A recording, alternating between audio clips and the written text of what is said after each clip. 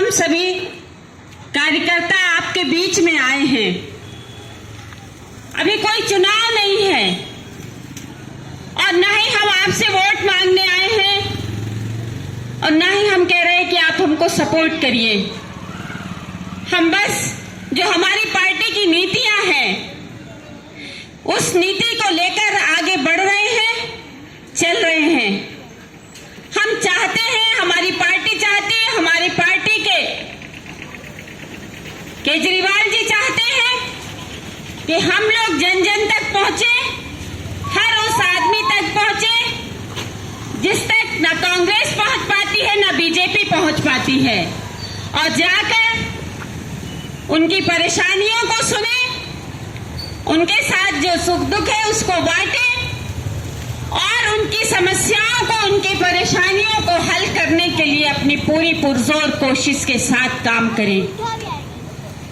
हमारे केजरीवाल जी को बदनाम करने की कोशिश की गई, लेकिन वो ईमानदार थे, इसलिए कोई सबूत नहीं जुटा पाए भ्रष्टाचार के, और आज वो बाहर निकलकर आप सबके सामने हैं।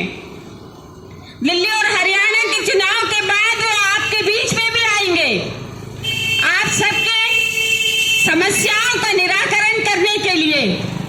केजरीवाल जी ने जनता की भावनाओं को समझा, उनकी समस्याओं को समझा और समझने के बाद ही उन्होंने तय किया कि जनता से वसूला तो बहुत कुछ जाता है, टैक्स के नाम पर, प्रॉपर्टी का टैक्स, रोड का टैक्स, बिजली का बिल, पानी का बिल, हर तरह का टैक्स लेकर, लेकिन उनको सुविधाएं नहीं दी जाती।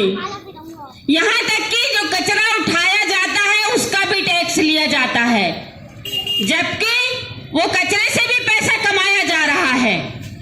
आपका जो कचरा आप दे रहे हैं, सरकार उससे को भी पैसा कमाने में लगा रही है, लेकिन फिर भी आपसे वसूल रही है। तो ये जो सरकार है इसने बना रखा है कि जितना पैसा आप कमाओगे अपनी मेहनत से, उससे ज्यादा पैसा वो आपसे वसूल लेगी किसी ना किसी तरह से। आप बैंकों में देखिए कितने टैक्स लगा दिए, पैसा जमा करो तो टैक्स लगता है, कट जाता है, निकालो तो पैसा लग जाता है, कट जाता है। आप जितने बार निकालोगे ये आपका अपना पैसा जाएगा। और केजरीवाल जी ने जब पानी, बिजली और कचरे का सब पैसा माफ करने का ऐलान किया तो ये सारी पार्टियां मजाक उड़ा रही थी, बीजेपी भी और कांग्रेस भी। ये कह रहे थे मुफ्त की रेवड़ी, मोदी जी ने कहा था मुफ्त की रेवड़ी बांट रहे हैं, कैसे सरकार चलाएंगे। आप देख लीजिए दिल्ली की सरकार चल रही है, मुनाफे में चल रही है, स्कूलों को बहुत अच्छा बना दिया गया, प्राइवेट स्कूलों के दम निकल रही है, इसकी सांसें जो है वो धीरे धीरे खत्म होती जा रही हैं, क्योंकि सरकारी स्कूल ही इतने अच्छे हो गए कि वहां पर लोग, हर आदमी अपने बच्चों को पढ़ा रहा है।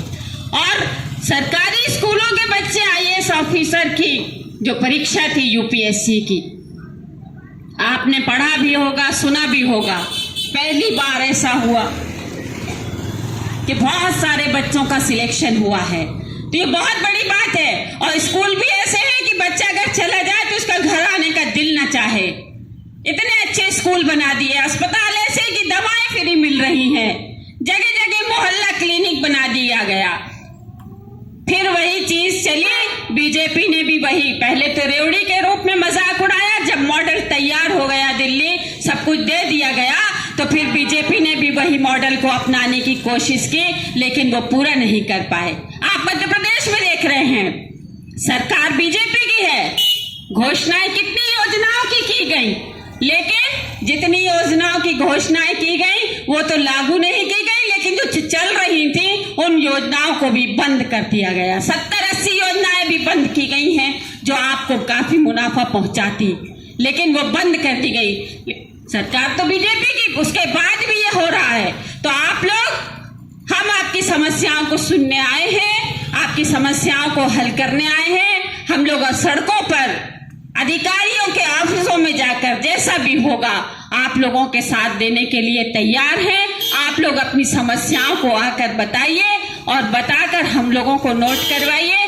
हम लोग आपकी लड़ाई लड़ेंगे और आपकी समस्याओं का समाधान करने के लिए तैयार हैं। जैसा भी होगा हम लोग आपके साथ हैं। आप भी हमको अपना समझिए और साथ दीजिए और अपनी समस्याओं को हमारे सामने बताइए। हम सब लोग मिलकर आपकी लड़ाई को लड़ेंगे। जय हिंद, हिंदुस्तान जिंदाबाद।